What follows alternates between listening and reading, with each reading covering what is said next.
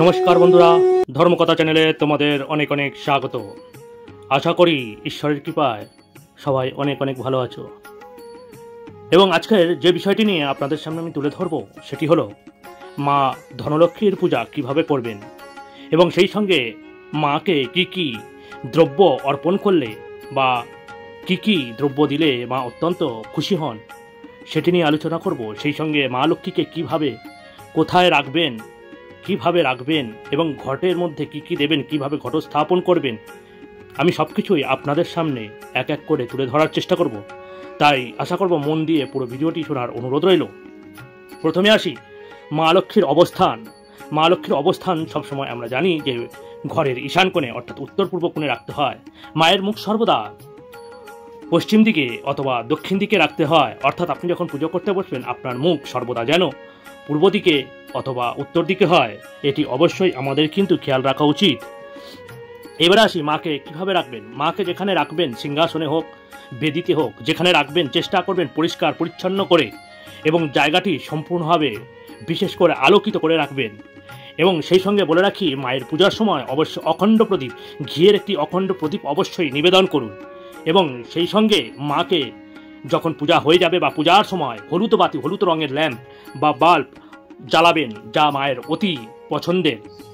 এবারে আসি যে মায়ের লক্ষ্মী দেবীর ঘট কিভাবে বসাবেন। প্রথমে বলি, ঘরটি যখন বসাবেন চেষ্টা করবেন গঙ্গা মাটির উপর আতপ চাল অথবা পঞ্চশস্য দিয়ে ঘট অথবা ধান দিয়ে ঘটটা অবশ্যই বসাবেন এবং ঘটের মধ্যে গঙ্গা জল দিয়ে অবশ্যই পরিপূরণ করবেন এবং গঙ্গা জলের মধ্যে পারলে একটি চন্দন অথবা অঘরু দিয়ে মিশ্রিত করে বা মিশ্রণ করে বসাবেন। এবং সেই সঙ্গে ঘটের মধ্যে পারলে একটু আতপ চাল, একটু কাঁচা হলুদ, এলাচ, দুটি লবঙ্গ, কাঁচা টাকা, পঞ্চরত্ন বা নবরত্ন, আপনারা দেখে থাকবেন যে স্বস্তিক চিহ্নের মধ্যে নবরত্ন থাকে, সেই নবরত্ন কিন্তু আপনারা ঘটের মধ্যে দিতে পারেন, কারণ মা হলো ধনলক্ষ্মী অর্থাৎ ধনের দেবী। তাই যদি নবরত্ন দেওয়া যায়, এই নবরত্নের মাধ্যমে আপনাদের যেমন ঘরে সুখ শান্তি ও ধনের আবির্ভাব ঘটবে, সেই সঙ্গে এই নবরত্ন দেওয়ার ফলে আপনার ঘরে নবগ্রহ কিন্তু শান্তি হয়ে থাকে। তাই অবশ্যই চেষ্টা করুন আপনারা ঘটের মধ্যে নবরত্ন বা পঞ্চরত্ন ব্যবহার করতে। এবার আসি মায়ের কাছে কি কি প্রদান করবেন। মায়ের কাছে অবশ্যই যেটি প্রদান করবেন সেটি হলো ধান। ধান অবশ্যই প্রদান করুন, কারণ মা ধনলক্ষ্মী সঙ্গে সঙ্গে মা অন্নপূর্ণা নামেও আমরা জানি। তাই এক কথায় যিনি অন্নদায়িনী, তাই মাকে অবশ্যই ধান প্রদান করুন, যেটা আমরা করেও থাকি। সঙ্গে পদ্মফুল ভোগ হিসাবে মাখানা আপনারা দিতে পারেন। আপনারা সকলেই জানেন যে মাখানা কিন্তু পদ্ম বীজের থেকে তৈরি হয়, তাই মাখানা প্রদান করুন।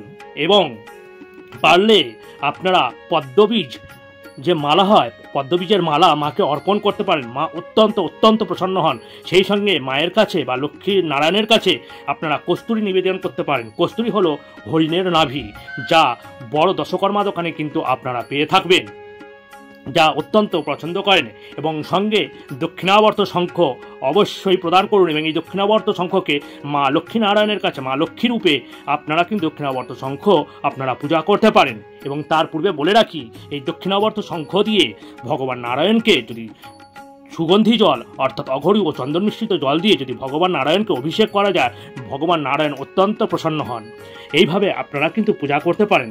এইবারে বলবো আপনারা মা লক্ষ্মীকে কি কি প্রদান করলে আপনারা মা লক্ষ্মী অত্যন্ত প্রসন্ন হন। প্রথমেই আমি যেটি বলেছি, পদ্মফুল, নারকেল, সুপারি, পানপাতা, চাল, কড়ি, সাদা মিষ্টি, শসা, কলা সহ বিভিন্ন ফল দিয়ে আপনারা পূজা করতে পারেন। সেই সঙ্গে আমি এক এক করে আপনাদের সামনে তুলে ধরার চেষ্টা করব। প্রথমে আসি পদ্মফুল। মা লক্ষ্মী অত্যন্ত প্রিয় ফুল হলো পদ্মফুল। আমরা সকলেই জানি যে মা লক্ষ্মী পদ্মফুলের উপর অধিষ্ঠান করেন, অর্থাৎ পদ্মফুল হলো মার অত্যন্ত পছন্দের জিনিস। তাই পদ্মফুল অবশ্যই প্রদান করুন। এবং সেই সঙ্গেই আমি বলেছি পদ্মফুলের বীজের মালা, পদ্ম বীজের মালা অবশ্যই মাকে অর্পণ করুন। সঙ্গে মাখানা অবশ্যই অর্পণ করুন, যা মা অত্যন্ত পছন্দ করেন। সঙ্গে হচ্ছে নারকেল। আমরা নারকেলকে শ্রীফল বলে জানি এবং মায়ের আরেকটি নাম হলো শ্রী মা লক্ষ্মী, অর্থাৎ দুটোই শ্রী। আর শ্রীফল নাম মানে নারকেল বা বেলকেও কিন্তু বলা হয়ে থাকে। তা নারকেল আপনারা অবশ্যই নিবেদন করুন। এই নারকেল আপনি নিবেদন করতে পারেন এবং ভোগ হিসাবে আমরা নারকেল নাড়ুও কিন্তু দিয়ে থাকি, যা মা অত্যন্ত পছন্দ। সেই সঙ্গে সাদা রঙের মিষ্টি বলতে ক্ষীর, পায়েস, নারকেলের নাড়ু, তিলের নাড়ু ইত্যাদি। এবং অবশ্যই চেষ্টা করুন পায়েস দেওয়ার চেষ্টা করুন। পায়েসের আর এক নাম হচ্ছে পরমান্ন, অর্থাৎ ভগবানের প্রিয় খাদ্যরূপে কিন্তু আমরা পায়েস ব্যবহার করে থাকি। আর মা যেহেতু ধনলক্ষ্মী দেবী, অন্নপূর্ণা দেবী মা, সেই কারণে অন্যের যদি পায়েস দেওয়া যায় মা অত্যন্ত কিন্তু খুশি হয়ে থাকে। এইবারে আসি ফলের মধ্যে শসা, কলা, আঙুর, পানি ফল, শাকালু বিভিন্ন ধরনের ফল আপনারা ভোগ হিসাবে মাকে দিতে পারেন। এবারে অন্যান্য সামগ্রীর মধ্যে আপনারা কি দেবেন? প্রথমেই বলেছি ধান অবশ্যই দেবেন, এবং সঙ্গে পান পাতা দেবেন, সুপারি দেবেন, কড়ি দেবেন, হলুদ দেবেন, 100 আতপ চাল, সব কিছুই আপনারা দিয়ে থাকেন এবং যারা পুজো করেন তারা সকলেই জানেন। এইবারে বলি যে মাকে যে পান পাতাটা দেবেন কিভাবে অর্পণ করবেন বা নিমন্ত্রণ করবেন বা আবাহন করবেন মাকে পান পাতা নেবেন, তার মধ্যে একটি কাঁচা হলুদ, একটি গোটা সুপারি, কাঁচা টাকা, 2টি এলাচ, 2টি লবঙ্গ এবং সঙ্গে কড়ি হলো আমাদের সম্পদের প্রতীক, তাই কড়ি অবশ্যই প্রদান করুন এবং মাকে আবাহন করুন। বলবেন আমার যতটুকু সামর্থ্য অনুযায়ী মা আপনাকে আমি আরাধনা করতে চাই, তাই আপনি আমার গৃহে প্রবেশ করুন এবং আমার পূজা গ্রহণ করুন, এই বলে মাকে আবাহন করবেন এবং মায়ের সামনে রাখবেন। এবং বলে রাখি মায়ের কাছে যে কড়িটি দেবেন সেটি কিন্তু ধন সম্পদের প্রতীক, তাই এই কড়িটি যত্ন সহকারে আপনারা যেখানে টাকা পয়সা রাখেন সেখানে অথবা মানিব্যাগে এই কড়িটি পূজার পর অবশ্যই রাখুন। দেখবেন এই কড়ির প্রভাবে আপনাদের মানিব্যাগ অথবা টাকা পয়সা যেখানে রাখেন সেখানে ধন সম্পদের কোনো অভাব হবে না। তাই কড়িটি না ফেলে অবশ্যই সঠিক জায়গায় রাখুন। আর সেই সঙ্গে বলবো মাকে অবশ্যই 2টো দীপ অর্পণ করবেন, একটি হচ্ছে ঘিয়ের প্রদীপ এবং একটি হচ্ছে সরষের তেলের প্রদীপ। ঘিয়ের প্রদীপ মা অত্যন্ত পছন্দ করেন এবং সরষের তেলের প্রদীপ কেন বললাম, কারণ আমাদের মা ধনলক্ষ্মীর সাথে সাথে আমাদের অন্যান্য দেবীরাও কিন্তু আমাদের ঘরে থাকে, যেমন ভগবান শিব, মা দুর্গা, কালী, এনারা সরষের তেলের প্রদীপ অত্যন্ত পছন্দ করেন। তাই 2টো দীপ দিয়েই ঘরের সিংহাসনে জ্বালিয়ে প্রজ্বলন করে পূজা করবেন, যা সমস্ত দেবদেবীর আশীর্বাদ আপনার মাথার উপরে থাকবে এবং আপনার ঘরে থাকবে সর্বদা। তাই চেষ্টা করুন এই জিনিসগুলো আপনারা লক্ষ্য রাখতে। তাই বন্ধুরা, ভালো লেগে থাকলে অবশ্যই একটি লাইক করবেন, সঙ্গে শেয়ার করবেন প্রিয়জনদের কাছে। যারা এই বিষয়ে অবগত নন তারা যাতে এই বিষয়ে অবগত হন, এবং যারা সাবস্ক্রাইব করেছেন তাদের জন্য অসংখ্য ধন্যবাদ।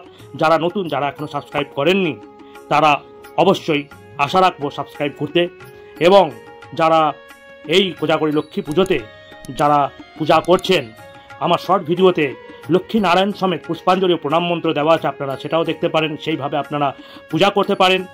এবং সঙ্গে বলবো অবশ্যই সবার মঙ্গল হোক, মা লক্ষ্মীর আশীর্বাদ সবার মাথায় থাক। এইটুকানি বলে আমি আমার ভিডিও শেষ করছি। হরি ওম তৎসৎ, হরি ওম তৎসৎ, হরি ওম তৎসৎ।